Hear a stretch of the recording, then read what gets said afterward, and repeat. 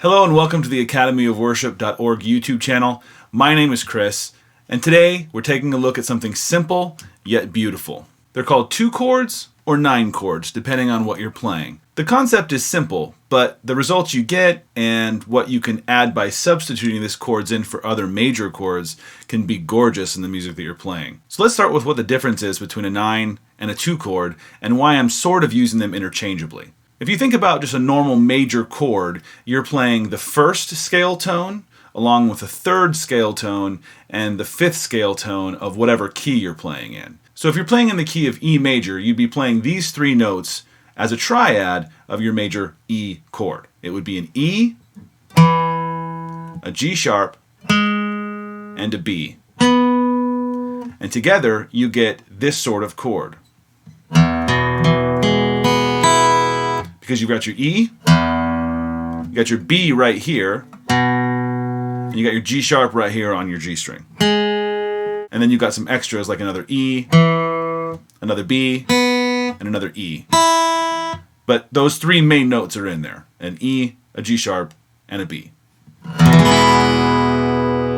So what would you do to change the tonality of that chord but still make it work in place of an E major chord? Well, one of the main things you can do is add the 2nd scale tone or the 9th scale tone. And what's the difference in those? So when you think about it, there's only 7 actual notes in any Western normal scale.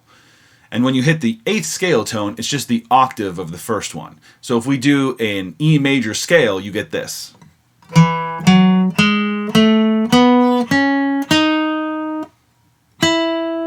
That note is the 8th note of the scale, which is the same note as the first note you started on, just 1 octave higher. So when I say the 2nd scale tone or the 9th scale tone, I'm talking about the same actual note, just which octave you're playing it in comparison to the root note of the scale. So if you're playing an E on your A string on the 7th fret, here, and you want to find the 2nd scale tone of an E major scale, you just go up 2 frets or 1 whole step.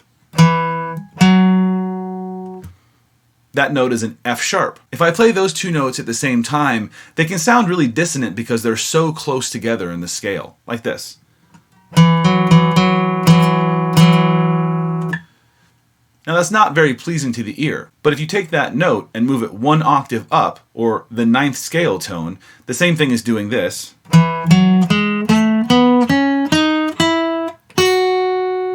That would be the F sharp again, starting over. You get this kind of relationship between the notes. The first note, the low E here, and the high F sharp. And together they're not quite as dissonant sounding. They don't fight quite as much with each other. Now if you add that note to an E chord, in this case it's an E5 chord that doesn't have the 3rd in it or the G sharp, you get this kind of sound.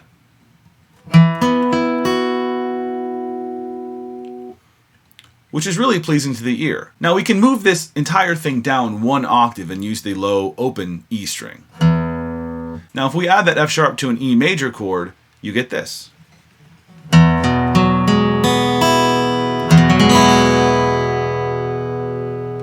You'll notice my pinky is stretched out playing an F sharp on the D string on the 4th fret.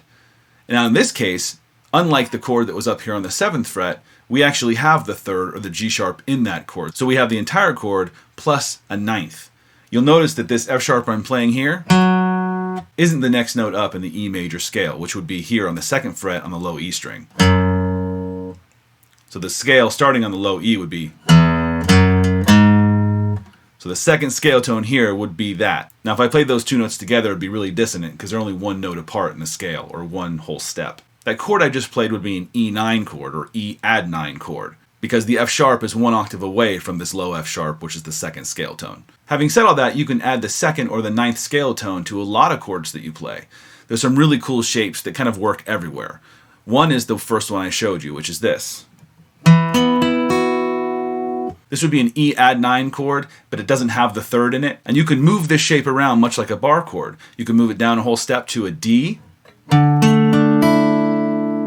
All I'm doing is playing a power chord, and I'm barring this fret here so that you can add this note. If you want, you can play it all the way down. That's a movable Add9 chord that you can substitute for regular chords. So if you had a D here, you could substitute this. You may also be familiar with the D Add9 in this way.